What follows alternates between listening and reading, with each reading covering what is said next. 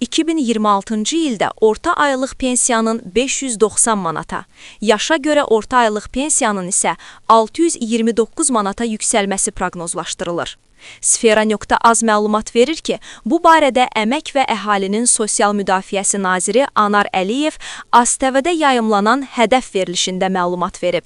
Nazir qeyd edib ki, bu il pensiyaların təqribən 9% artırılması, bunun üçün əlavə illik 636 milyon manat vəsait ayrılması nəzərdə tutulur. 1,1 milyon vətəndaşın pensiyasının indeksləşməsi gözlənilir. İndeksasiya mexanizmi Dövlət Statistika Komitəsi tərəfindən elan edilən əvvəlki il üzrə orta aylıq əmək haqqının artım tempinə uyğun olaraq həyata keçirilir.